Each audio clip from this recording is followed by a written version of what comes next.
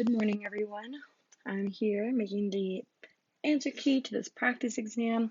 Your exam is Monday, so hopefully you've been studying, but I hope this also gives you some extra explanation on anything you might need clarification on. So let's jump right in. Number one, which of these apply to gene expression? Well, they all apply to gene expression. This would be more of a definition related thing. Same thing with B, and then C would be an example of gene expression. Gene expression tells certain cells their function, basically. They're going to act on certain genes that will tell the cell exactly what it needs to do. Number two, cytokinesis in animals consists of blank, which is responsible for blank, and the answer here is B, actin ring, and getting smaller and pinching off cells. So you can associate vesicles and the Golgi and things like that with plant cytokinesis. So in plant cytokinesis, basically what you're going to have is you're going to have your Golgi. Let's say these are the cells that are going to divide. And then you have your Golgi on both cells. And the Golgi is going to send a vesicle so that it meets in the middle. And eventually these vesicles are going to fuse sorry, I don't like that drawing. They're going to fuse together and knock into each other. And these vesicles also have materials in them. And when these vesicles fuse, they're basically going to break apart and they're going to release these materials in the middle of the cell. And these materials are going to keep building up and building up as more vesicles come to the center, and that's going to create the cell wall, the cell plate, which turns into the cell wall, and then the membranes of the vesicles are the same membranes as the plasma membrane. So when those fuse together, they're going to make the plasma membrane. And remember, this is what happens in plants. In animals, you do have your actin ring, and it's going to continuously get smaller to just pinch off those cells and cinch it. Number three, how are transcription and translation different? And the answer here is D. Transcription copies the coding strand genetic information. Translation uses the codons on the mRNA to make a protein. So they both occur, they do not both occur in they do both occur in the cytoplasm of prokaryotes, but that's not a difference. And then B, transcription uses mRNA and translation uses DNA. Transcription makes mRNA and translation uses mRNA to make protein. C, anticodons on the mRNA code for amino acids while the codons in tRNA elongate the polypeptide. So that's just wrong. mRNA doesn't have anticodons, it's on your tRNA. And then, yeah. Number four, which of these does not belong for eukaryotic cell gene expression process? And the answer here is C, reverse transcription. So we know that eukaryotes have to go RNA modification. That includes the splicing and the capping and tailing. And then transcription does occur in the nucleus, transition occurs in cytoplasm, and then we do splice. So if you remember when we talked about the central dogma, there are two exceptions to the central dogma. So this includes retroviruses and functional RNA. Functional RNA. And that is what happens. So reverse transcription is what happens in retroviruses. That is an exception that undergoes. And then, so it'll have an extra step. So let me find a good place to show. So retro is going to go from RNA to DNA to mRNA to protein. And then functional RNA is going to go just DNA to functional RNA. And our functional RNAs include tRNA and rRNA. And the reason we don't need to go all the way to proteins with those functional RNAs is because we don't need them to be a protein because they help in making proteins. Their function is to help make proteins. So we use our tRNA in translation, and then rRNA is part of the ribosome when also in translation. What is the function of chaperonins? And the function of chaperonins is to help proteins refold into their proper shape. So the example Dr. A gave in class was sleeping. When you sleep, those chaperonins are kind of activated and they repair those proteins in your brain. So if you ever wonder why you don't feel very good when you don't get a lot of sleep, you probably have a lot of unfolded proteins. Number 6, collagen is a protein found in the skin. Which of these would be the best way to tell what final level of structure it has? So it's asking for the best way to tell. And the best way to tell would be seeing that there are multiple proteins interacting with each other. So B, if you look back at your notes, collagen is a quaternary protein.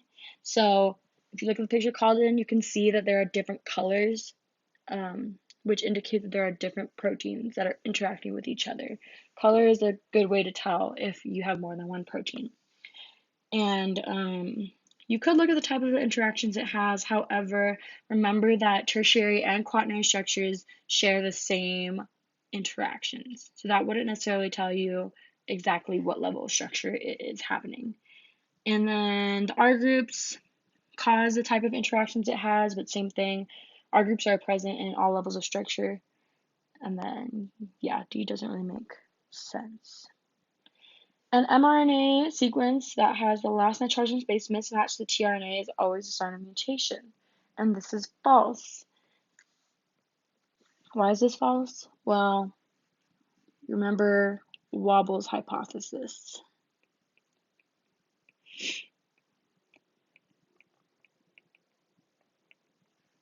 So we know that we only have about 40 tRNAs.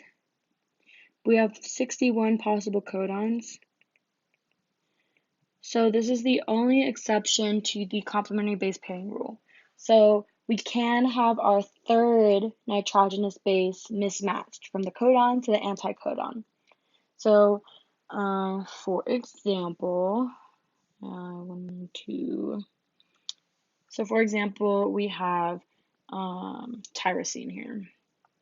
UAU and UAC both code for tyrosine. However, let's say that we have our anticodon, and the only anticodon we have for tyrosine is AUA. So, although this would match up with UAU perfectly fine, it wouldn't match up necessarily to UAC. This would match, but this is not complementary. However, that is okay because Wobble's hypothesis says it's okay, and it's just how it is. It's an exception to the rule, and this is one of the only exceptions to the rule. So we can have that third base mismatched in translation. An amino acid consists of blank and has blank bonds, and the answer here is C. Again,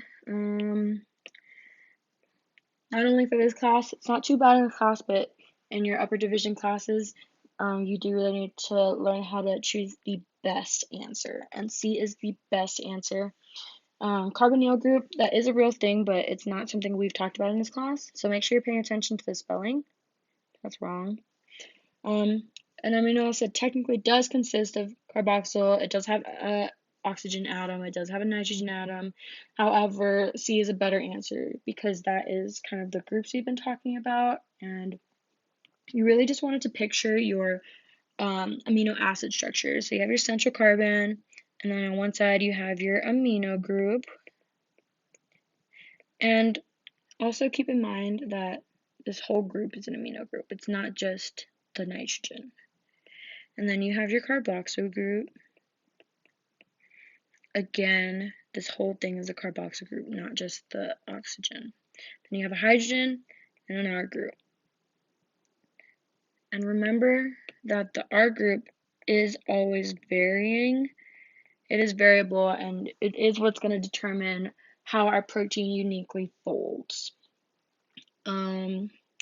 Also, I would know here, I don't think I have a question about it, so I'll just mention it now. Know that polypeptides form via dehydration synthesis, as with all of our all of the topics we've covered so far. So, for example, if I have this molecule, here I'll draw it out. So NH3, central carbon, and then say we want to connect it to another amino acid.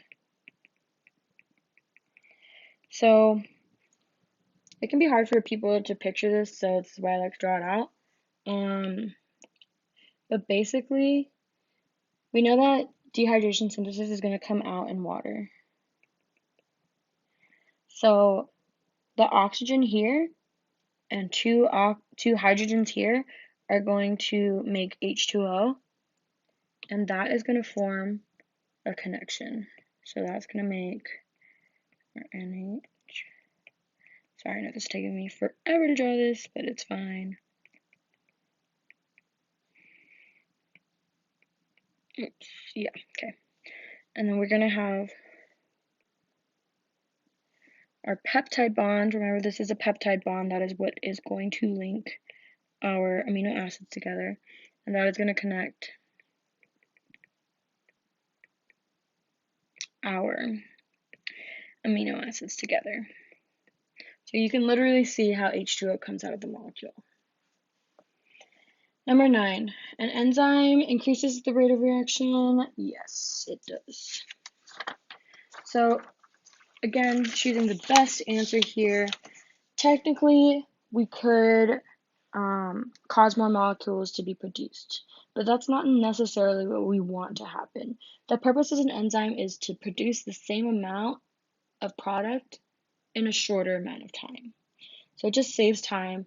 We don't want to make more. We don't want to overproduce. Everything that a cell produces pretty much requires energy. So we don't want to use more energy than we need to. So yeah. And also an enzyme actually decreases the energy needed for a reaction to occur. The enzymes are very useful. Makes our cells a lot more efficient. Alright. Number 10, this shows 2 blank amino acids binding by a blank. This one I hope is pretty easy, but it's a cysteine amino acid binding by a disulfide bridge. So, the easiest way to tell that is that there are sulfurs here. That's the easiest way to identify that one. Number 11, what is the correct order of the central dogma? Hopefully this one is pretty easy as well, but it is A. So, DNA transcribes into mRNA, which translates into protein. So if you get confused on like which is which, just know the way I remember it, mRNA translates into protein. It's a completely different language. So, but DNA and mRNA, they're both nucleic acid, so they kind of have the same language. So think of mRNA to protein, that's a translation. You're literally translating into a different language. Number 12, which of these best describes the concept of gene expression? And this would be B. Enzymes act on specific genes in order to express a certain physical trait or function. And this one refers more to the universal characteristic that we talked about, why the genetic code is universal. This refers to splicing, so it's something that's part of gene expression, but doesn't really describe the concept of gene expression. And then these ones describe the steps that occur in transcription and translation. but again, it doesn't really give us a good overview of what exactly gene expression is. All right, number 13, the raw sarcoma virus is an example of a retrovirus. What does this indicate? So this is what we talked about earlier, with the exceptions of the central dogma. So this would be B, the virus starts from RNA. Remember that retroviruses have an extra step in the beginning. So they start from RNA, reverse transcribe into DNA, and then it follows normally. So mRNA to protein. All right, what is not a bond associated with quaternary structure? And this would be peptide bond that is not specific to quaternary structure. The other ones are. Remember that dispersion forces are the same as van der Waals. It's just another name or another way to say it. And then ionic bonds are in quaternary structure, and so a hydrophobic effect. Peptide bonds are associated with primary structure. Remember that quaternary and tertiary share the same 5 bonds. So those are van der Waals, ionic, hydrophobic, disulfide, and hydrogen. All proteins contain 4 levels of structure. That is false. All proteins basically go up to tertiary structure. Tertiary structure is when proteins start becoming functional. So that is when the protein takes on a unique 3D shape. And they can stop there. They can stop at tertiary. But some proteins go on to interact with other tertiary proteins. And when they interact, that makes them into a quaternary protein. But they do not need to contain all 4 levels. How many amino acids are shown here? And the answer is 7. Easiest way to tell, I either count the nitrogens in the longest chain, or I count the, let's do green, or I count the double bonds. You can see here we have 1, 2, 3, 4, 5, 6, 7. Which of the following is false about cancer? D is false about cancer. So most cancers are caused by carcinogens. And carcinogens are just things in the world that are known to cause cancer. For example, smoking or pollution or like a high-fat diet can cause cancer. Pesticides can cause cancer. The sun causes skin cancer, etc. So those are all carcinogens. But other things are true about cancer. Number 18, what is responsible for the ways which proteins fold? And the answer is R groups.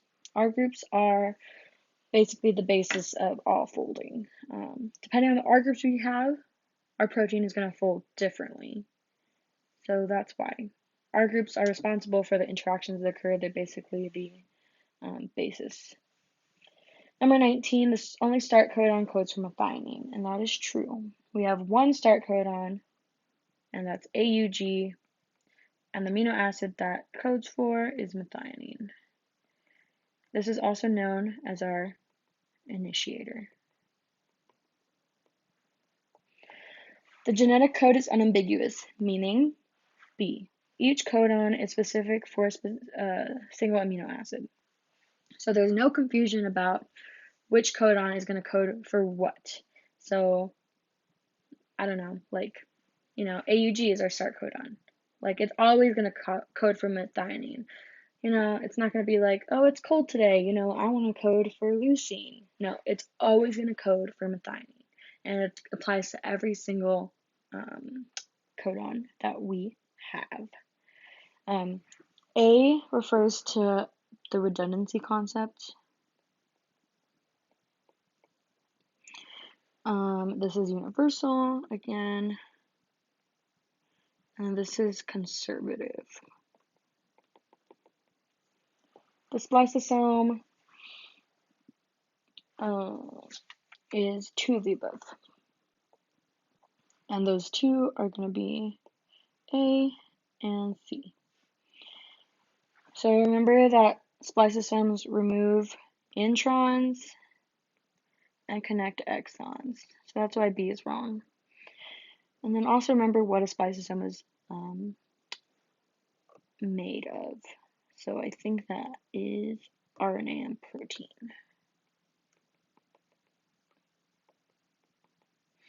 All right, number 22. What the molecule that is directly responsible for displaying brown eyes is C, a protein.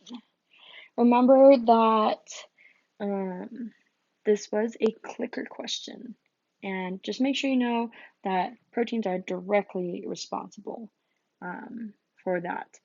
Yeah, like the gene is going to be the one that codes it, but genes make proteins, and the protein is going to be what is acting to make your eyes brown or whatever color they are. Number 23, what is the best example of the genetic code being redundant? And this would be B. Again, what is the best example? AUG is the only sequence that codes for methionine. This would be unambiguous. C is referring more to conservative. And I bet some of you might have gotten tripped up on D, but the definition of redundant is that more like multiple codons code for the same amino acid, and a stop codon does not code for an amino acid. A stop codon induces a release factor to bind, and that is what is going to tell a translation to stop. Number 24, what happens when a sequence is terminated in transcription? And the answer is A. Hairpin loop is a result of a terminated sequence and causes the stoppage of transcription. So this occurs in translation, and we're talking about transcription. That's why that one is wrong. And then also this is referring to translation. Did I write that wrong?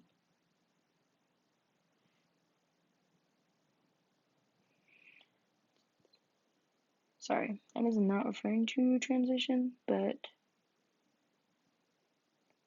I don't know why I wrote that in my notes. But the reason this is wrong is because it does transcribe the terminator. So it doesn't release before transcribing the terminator because the terminator becomes the hairpin loop.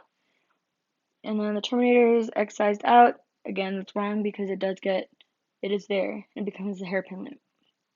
So just to clarify about the hairpin loop is a structure that forms as a specialized sequence that causes the mRNA to basically bind to itself. So these are going to be bound. And basically that kink in the mRNA is going to cause the complex to dissociate. And do you remember from the previous exam what bonds link together nitrogenous bases? Well, they are hydrogen bonds.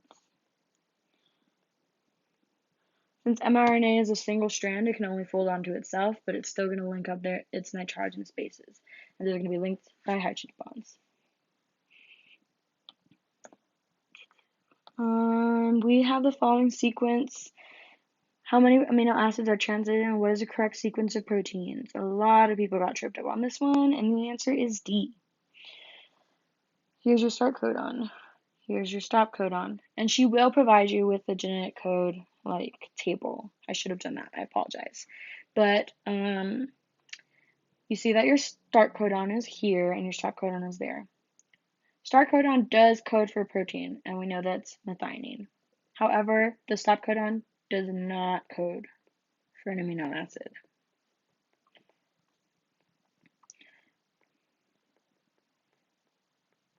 So that is not translated into the protein sequence. So if you looked at your genetic code table, you would have been able to see that we have methionine and then the amino acids that these code for. So the best answer is D. Number 26. Blank binds to blank to make a complex in preparation for transcription. And the answer is C. So there's a little drawing later in this test, and we'll go over this more in detail. But the sigma factor is going to create a complex, and that is the keyword you should have been looking for. The complex is between sigma factor and RNA polymerase. Sigma factor does also bind to DNA on the promoter sequence so that it can bring the DNA promoter sequence to RNA polymerase. However, the complex is formed between the sigma factor and the RNA polymerase. Number 27, the astral microtubule is blank, while microtubule is blank, and the best answer here is A. If you remember, are 3 kinds of microtubules. We have astral,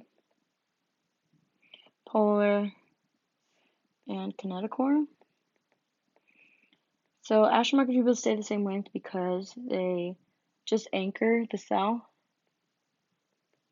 so it doesn't go anywhere. So they don't really need to change length.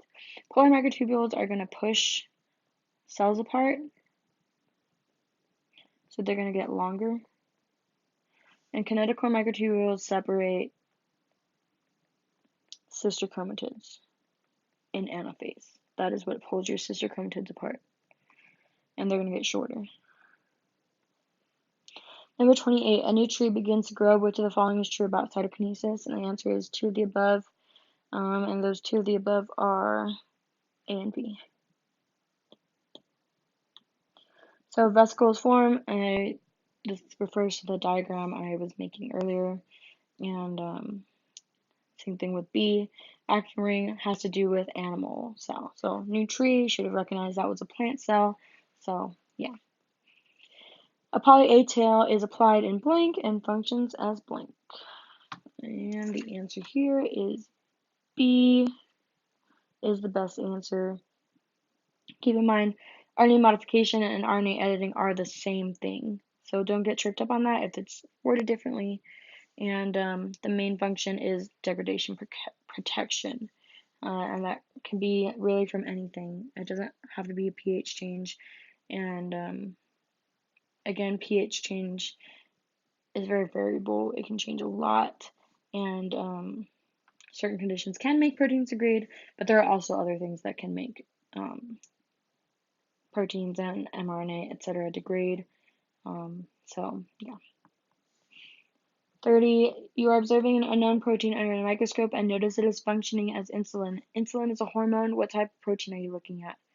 So if you studied your proteins from that video, make sure you study that. If you haven't come to my sessions and you haven't heard this, that I think it's the first protein video you watched with like all the different kinds of proteins. You guys need to know those.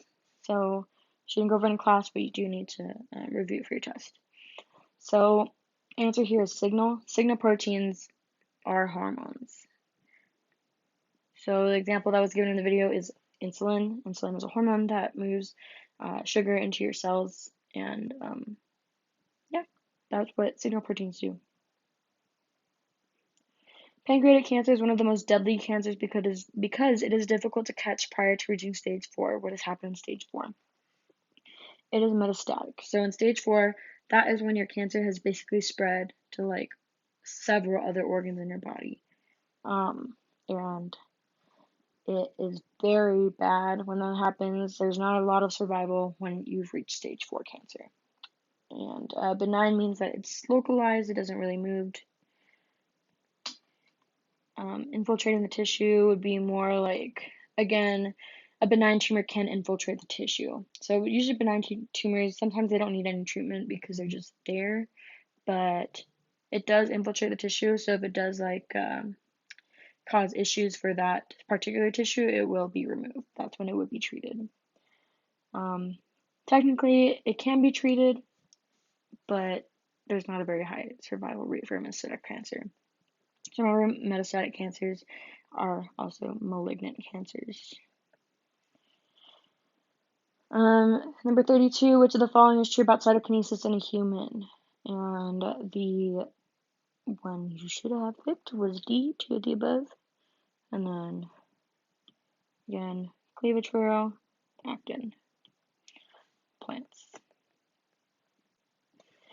33, an ionic bond in tertiary structures occurs between D, polar charged R groups. So the polar R groups are hydrogen bonds. This is also a hydrogen bond, but this is in tertiary structure. Or not tertiary, sorry, secondary. And then nonpolar is the hydrophobic effect. The easiest way that I remember it, I know that ionic bonds, ions are charged molecules. So I just remember charged, polar charged. 34, answer here is A. So, you know it's going DNA to mRNA, so you know that when you transcribe this, you have to use uracil and not thymine. So that is the first thing you should have noticed. Also, I know there's a typo here, but it doesn't matter because it's wrong, so whatever. And then also remember your anti-parallel rules. You have to match up a 3' with a 5', a 5' with a 3'. You can't have the same strand. So if I were to write this out, it would be 5', and then we would match it up. U, G, G, A, C, U, G, U. Then I have to flip it because there's a 3' here and a 5' here, so that would be U, G, U, C, A, G, G, U, which is A. Alright, number 35. Referring to the previous question, what strand has RNA polymerase directly read to make the new mRNA? So RNA polymerase acts on one strand of the DNA, and that is the non-coding strand, which is also known as the template strand. I know this is confusing for a lot of people, but basically, RNA polymerase is directly going to read that, but it's going to copy the information from the coding strand because it's complementary. So we have our strands A, G, C, T, I don't know, C, G. Just an example. So let's say RNA polymerase is reading this strand, and so that means this would be template, non-coding. This would be coding, non-template. And when mRNA is formed, we're going to have U, C, G. So it's the same genetic information as the coding strand. It's just that T's are changed into U's. But the template strand is what is going to be read by RNA polymerase. However, the genetic information is going to be the same as the non-template coding strand because that is what's complementary to our template strand. The two motifs in secondary structure are blank, and they are stabilized by blank, and the answer is none of the above. Pay attention to the words. Stabilized, or those motifs are alpha helix and beta pleated sheet.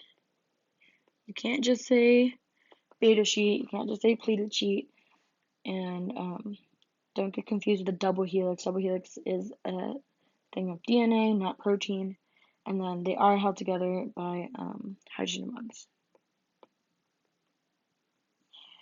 So I want to bring up a point that hydrogen bonds form differently in secondary structures than they do in tertiary quaternary. So we know that in tertiary and quaternary they form between polar R groups. However, in secondary structure they are going to form between an amino group and a carboxyl group that are close by together. So let me bring it up, the picture. So if you look at your notes, you can see here that there are hydrogen bonds occurring, but they're between a carboxyl and an amino group. Same thing on the beta pleated sheet. Amino, carboxyl. And here's our hydrogen bond. Hydrogen bonds are found in what levels of structure? We just talked about it, so we know it's in secondary. We know it's in tertiary. It's not in primary. So it's 2 of the above. How do hydrogen bonds differ in secondary structure from tertiary quaternary structure? And the answer here is C. Yeah, C. So we know that in secondary structure, they do not form between R groups. And B, that's wrong because van der Waals are the ones that kind of form near each other. That's what that kind of sounds like. And then also tertiary quaternary structure, they form between polar groups, not charged R groups. C is the best answer here. And then D, just no, it's not right. All right. And then 39, you have torn your ACL. What type of protein have you most likely disrupted? And this is structural. So structural proteins are things that give us shape and anchor us in there. And so examples of this is ligaments, tendons, your hair, spider silk, things like that.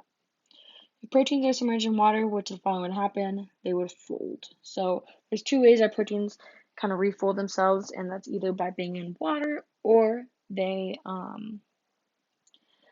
helped by chaperones. So number 41, the tRNA containing the anticodons carries the actual protein the mRNA is coded for.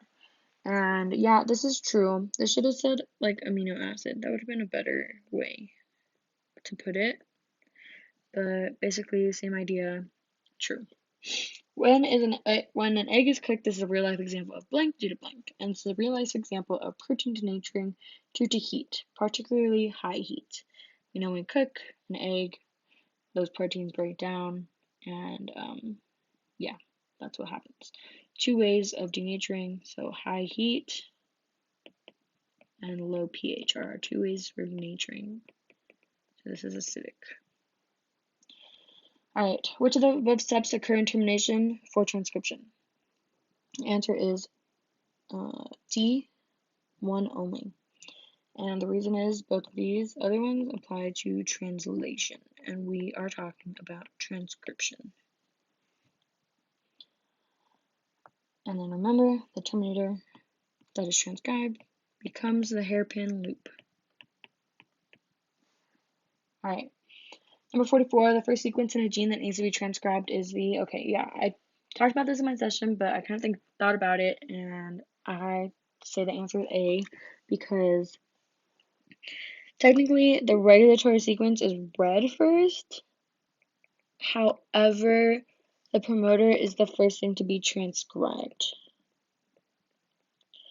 So do you remember that the regulatory sequence comes before the promoter? However, this is not transcribed. It's just a segment of DNA that says, hey, this needs to be transcribed. This is how much you need to transcribe. Now go do it. It's basically kind of just like an instructional kind of thing. Alright, label the sigma factor, RNA polymerase, blah, blah, blah. So let's do that. So sigma factor is going to be this thing right here.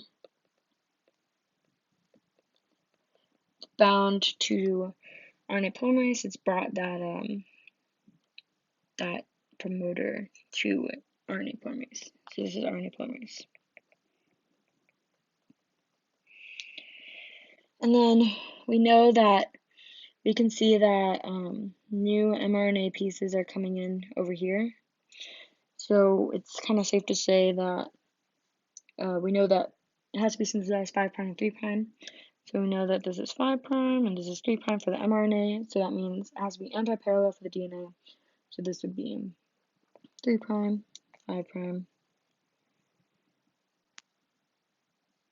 for the template strand. And then we have the template strand. Oops. So this would be template and non-coding because that is what is directly being read, and this would be coding, non-template. And then the new mRNA strand is starting to form here at this yellow piece.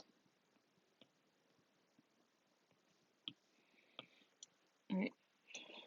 Which of the following is an example of conservative? And the answer is C. So conservative means that there can be two codons that share the same two first bases. The first two bases are the same. Again, the other ones refer to other characteristics. So this is redundant. This would be more of an unambiguous. Well, not really. Just it's saying that that is true, but it's not an example of conservative. Unambiguous would be this one.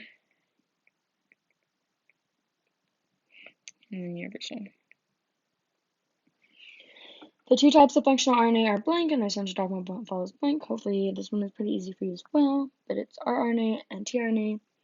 rRNA is ribosomal RNA, and then tRNA is transfer RNA. And they just take out the last step, so they don't go all the way to protein. They stop at functional RNA, and the reason for that is we don't need them to be a protein. We just need them to help with making proteins. So we know transfer RNA helps us with making our polypeptide, and then ribosomal RNA is part of the ribosome. A ribosome is a complex of a small and a large subunit. What is the importance of the Wobble hypothesis? We talked about this earlier, but the Wobble hypothesis tells us that there are exceptions to complementary base pairing and translation. So that's D. It's our best answer. The A site is responsible for C, accepting corresponding tRNA molecules. So there are 3 sites. So we have our A site, P site, and E site in our ribosome. And this is going to be our P site. So, and then this one, it would be E site. And that just doesn't have to do with anything. We can talk about that. But the way I remember it is A site, arrival. So the tRNA is going to arrive. P site, I think a polypeptide. This is where the polypeptide elongates. And then I think E site, exit. That's where the tRNA is going to leave after it's already added on and done its thing. What is not a function of tRNA? And the answer here is D. All of the above are functions of tRNA. So they are going to deliver amino acids to our ribosome, and then they do contain an anticodon to the mRNA codon, and it is going to read the coding strand of mRNA. So it is going to do that.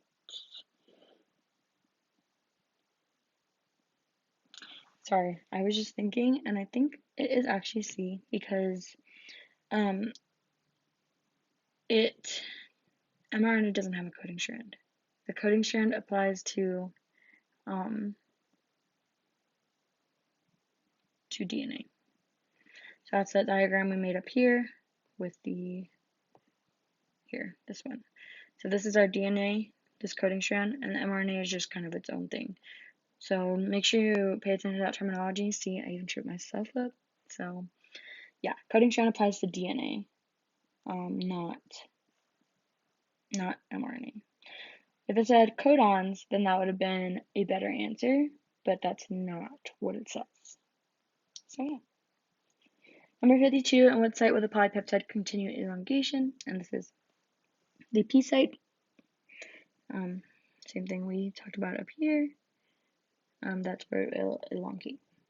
Number 53, when a stop codon reaches a blank, the complex will dissociate when a blank binds. And this is B, A site. So remember, all the codons are red in the A site, and when it reaches that A site and it reads it, the release factor will bind to the ribosome and cause everything to dissociate. So stop codon, Remember, it doesn't code for an amino acid. It's just going to induce that release factor and cause it to break apart. So that stop codon doesn't become part of the polypeptide. tRNA that is blank will leave the ribosome at blank. And C. Uncharged and empty will leave at the E site.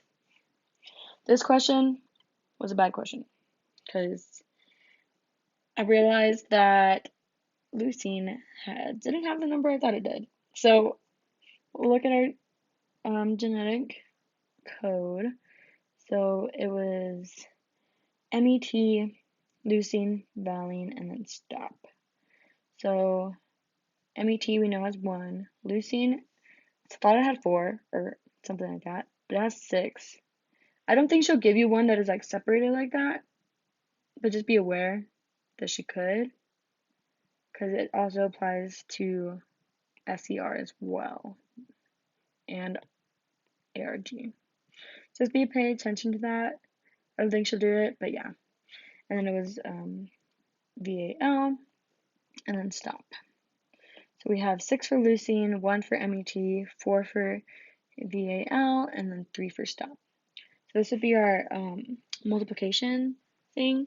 So we have MET times 6 possible combinations for leucine times 4 possible combinations for VAL. That was 4, right? Pretty sure.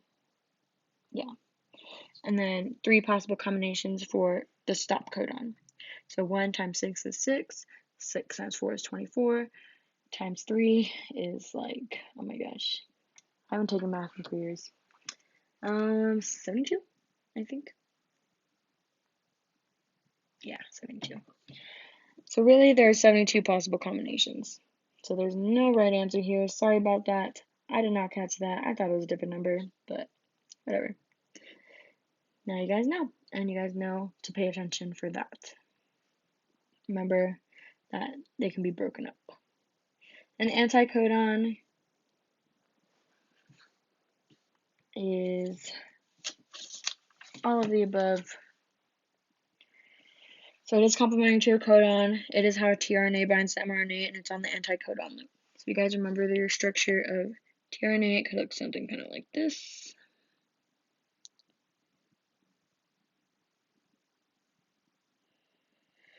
And it's a single strand, so you have like a 3' end and 5' end. There's just a bunch of hairpin loops folding on itself, but this one at the bottom is the one we care about because that's the anticodon loop. It's going to have our 3 base sequence that's going to match up to our codon. Cancer can occur with a single mutation, and that is false. I was telling my students about this in my sessions. You know, if cancer occurred with a single mutation, we would all be dead because you produce so many cells every day. You know, they make mistakes sometimes, and luckily we're able to fix that usually. But usually you have to have more than one mutation in order for cancer to develop. It's not just a single one and done kind of thing. Yeah. 58, why do most cells contain only about 40 tRNAs? We have 61 possible codes for protein, and that is 2 of the above. And it's wobble hypothesis, and because translation can be an exception because of the wobble hypothesis. Which of the following is true about elongation and transcription? And that is A, the sigma factor is no longer bound. So after, basically the sigma factor is part of initiation. It's what's going to bring the promoter, and then it leaves after that. Proteins are not synthesized from the N-terminus to C-terminus. They're synthesized from the C-terminus to the N-terminus. And then complementary base pairing rules do apply in transcription. They might not necessarily apply in translation due to the wobble hypothesis, but in transcription, we are fair game for complementary base pairing. And the open complex forms in initiation. Some people have disorders where they have an impaired immune system in which antibodies are not properly produced. What type of protein is impaired? And this is defense proteins. So defense proteins are basically antibodies, and what they're going to do is they are going to identify invaders, foreign particles, and attach them and basically put a marker on them and be like, nope, you don't belong here. You gotta go. So they mark them for destruction. What happens in the P site? The polypeptide elongates. I feel like I asked that already, but okay. List these steps in the order they happen in eukaryotes. So the first thing that happens out of these steps would be transcription initiation. Then hopefully those steps are kind of easy. Like be transcription elongation, transcription termination. And then we're talking about eukaryotes, so we know we need to do RNA modification. So first we're going to get splicing, so that'll be number 4, and then we cap and tail. And then we head on to translation, so translation initiation, translation elongation, and translation termination. And then when translation finishes, translation's basically just made our primary structure. So that would be like the next thing we kind of say. And then hopefully it's pretty easy from here. Then we would go up to secondary, and then tertiary, and then quaternary. If you wrote it the other way, I'll also write that out. So A, I, F, L, C, K, E, B, H, and D, G, J. And that's the test. Hopefully this was helpful for you. Let me know if you have any questions about anything. Yeah, exam is Monday. Hopefully you study hard this weekend, but also be sure to have fun and be safe. All right, bye.